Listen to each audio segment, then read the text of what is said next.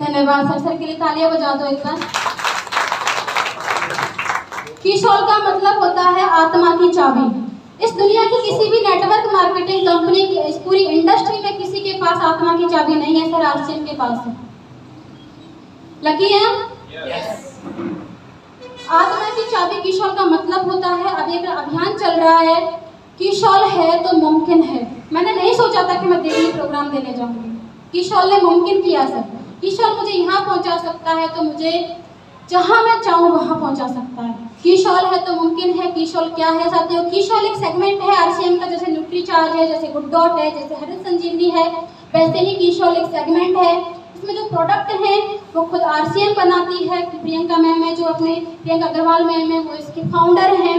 वो इन प्रोडक्ट पर रिसर्च करते हैं, कितनी स्टडीज करते हैं, कितना घूमते हैं, उनके बच्चे उनको भी संभालते हैं, घर संभालते हैं, और सब कुछ करते हुए वो हमको ये सब प्रोडक्ट उपलब्ध करवा पा रहे हैं। हमारी जो महिलाएं होती हैं उनके पास बहाने होते हैं कि हमें बच्चे संभालने होते हैं, हमें पति संभालना होता है, हमें घर गृहस्थी संभालनी होती है, हम कैसे कीशॉल पर काम कर सकते हैं। आप सोचिए, प्रियंका मैम जो है उन्होंने पहले मोरिंगा का बाग लगवाया, उसे बड़ा किया, उसके पत्तों को यूज किया, उसकी छाल को यूज किया, उसके बीजों के तेल को यूज किया और प्रोडक्ट लॉन्च किए।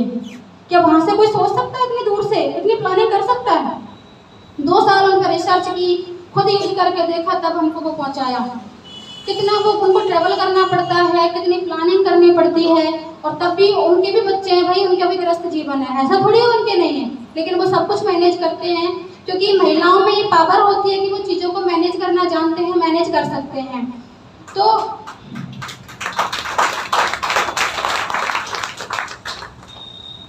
कीशॉल का जो सेगमेंट है, इसमें जो कैटेगरी है वो क्या क्या है सर? सबसे पहले कैटेगरी आती है हाइजीन प्रोडक्ट की, दूसरी आती है मोरिंगा यानी स्किन केयर, हेयर केयर, इन चीज़ों की, तीसरी आती है कलर कॉस्मेटिक यानी लाली लिपस्टिक जो भी हम लगाते हैं, महिलाएं लगाती हैं, उसकी आती है। इसके बाद आती है लॉन्जरी, महिलाओं के लॉन्जरी के बारे में एक बात कहना चाहूँगी, चलो बाद में करते हैं। हाइजीन की बात करते हैं। सबसे पहले हाइजीन का मतलब होता है जो महिलाएं होती हैं, विमेन हाइजीन महिलाएं जो होती हैं, उनको जो नेचर में उनको इतना बढ़िया उनको बना के भेजा है भगवान ने। उनके पास बहुत सारी जिम्मेदारियां होती हैं और उन जिम्मेदारियों को पूरा करते करते उनको बहुत सारे फिजिकल इश्यूज आते हैं, उनके साथ बहुत सारे चैलेंजेस रहते हैं, और उनके बारे में आज तक किसी ने नहीं सोचा होता है, खुद महिला ने नहीं सोचा होता है, क्योंकि महिलाओं को लगता है क्योंकि हम महिलाएं हैं, क्योंकि हमें इसीलिए बनाया है, तो ये चैलेंज हमारी ज़िंदगी में ज़िंदगी भर रहेंगे, इनको सहना पड़ेगा।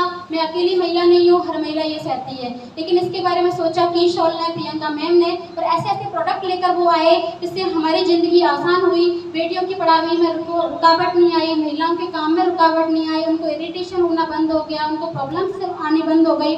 सबसे पहले बात करें आप सब जानते हैं कि 13 साल से बड़ी होने के बाद बच्चियों को पीरियड्स शुरू हो जाते हैं। एक नेचर है, मासिक धर्म का जो नेचर है, एक महिला के लिए बहुत ज़्यादा जरूरी होता है।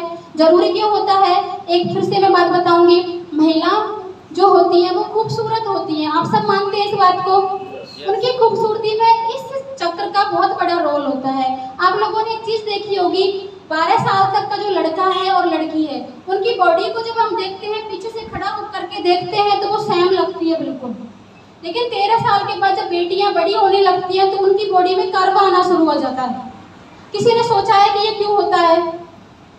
ये इसलिए होता है कि उसके बाद उनके पीरियड्स शुरू हो जाते हैं, भगवान उनकी सुंदरता को निखारना शुरू करता है और उनको इस तरीके की बनावट देता है कि आगे चल के वो शादी करेंगी, शादीशुदा जिंदगी होगी, वो माँ बनेंगी और सारी जिम्मेदारियां पूरी करेंगी कि उनकी ये जिम्मेदारी है, इसे कोई और पूरा नहीं कर सकता। उनकी जगह पुरुष खाते नहीं ले सकते सर, ले सकते हैं? नहीं ले सकते। तो सबसे पहले उन्होंने लॉन्च किया सैनिटरी नैपकिन। सैनिटरी नैपकिन को लेकर लोग ये कहते हैं कि हम कहाँ बेचें, आजकल आंगनबाड़ी में फ्री सैनिटरी मिलते हैं, स्कूलों में मिलते हैं, बहुत सारी संस्थाएं हैं जहाँ पर मिलते हैं।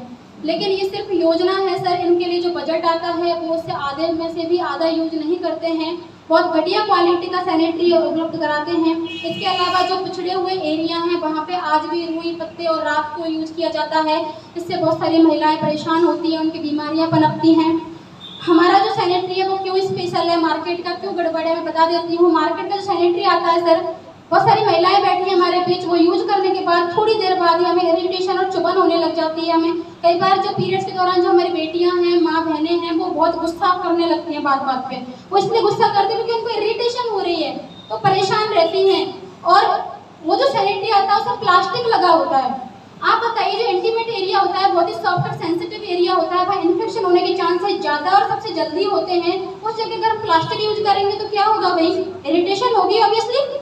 क्या कभी ऐसा हुआ है कि आपके घाव हुआ है उंगली में और खून बह रहा है, ब्लड आ रहा है, किसी डॉक्टर ने पॉलीथीन से बांध दिया हो? पट्टी लगाते हैं ना सर बाकायदा।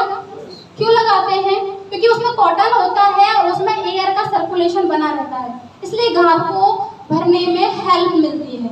एग्री करते हैं इस बात से? तो हम भाई अपने उसे एक बढ़िया वाली प्रोसेस है जहाँ वो जरूरी है, बहुत बड़ा काम है, तो उस चीज़ के लिए हम प्लास्टिक कैसे यूज कर सकते हैं? बहुत सारी महिलाएं, एक तो लगता है ये तो महीने का खर्चा आ जाता है, हर बार सैनिटरी खरीदना पड़ता है।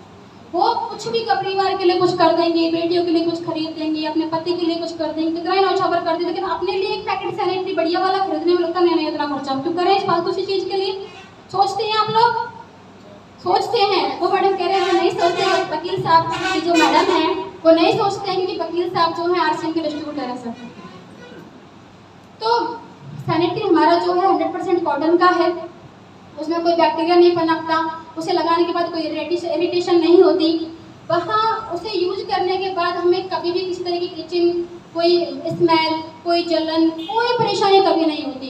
दूसरा जो मार्केट का यूज करते हैं सर, उसमें प्लास्टिक आता है, तो एक लिमिट के बाद जब ब्लड को वो सोख नहीं करता तो ब्लड वापस जाने लगता है, वो एक क्लॉट बन जाता है, जो बच्चेदानी की कैंसर का रूप जो लेता है वो वही ब्लड है। वो क्यों लेता है सर? क्योंकि 13 साल के बच्ची शुरू करती है सैनिटरी लगाना प्लास्टिक का, और फिर 60 साल के बाद उसके बच्चेदानी का ऑपरेशन हो रहा है। एक लंबे टाइम के बाद उस बीमारी की तैयारी हम 13 साल से की उम्र से ही कर रहे हैं। आप लोगों ने कभी सोचा है कि एक उम्र के बाद बच्चेदानी का ऑपरेशन की परसेंटेज है वो क्यों बढ़ गई है? उसका कारण सिर्फ यही है, प्रॉपर हाइजीन नहीं रखना, प्रॉपर एजुकेशन नहीं मिलना। कई लोग क्या है, बहुत सेमिनार लगाते हैं। उड़ान योजना चल रही है हमारे विद्यालयों में, यहाँ पर बहुत सारे टीचर हैं, आप लोग मानते हो ना चल रही है, लेकिन सर वहाँ सिर्फ उसके बारे में अवेयर किया जाता है कि महामारी आती है, ऐसे होता है, वैसे होता है, लेकिन सॉल्यूशन कोई नहीं देता। सॉल्यूशन किसी के पास है ही नहीं, सॉल्यूशन किशोर देता है सर। कॉटन का सैनिटरी यूज कीजिए, करवाइए, बहुत सारे खुद यूज कीजिए। बहुत सारी महिलाएं हैं जो परेशान हैं, पैसा वो मार्केट में कॉटन के प्रोडक्ट के लिए खर्च कर रही है, करना है ही, तो उनको इधर अप्लाइए, आरसीएम का दिलवाइए।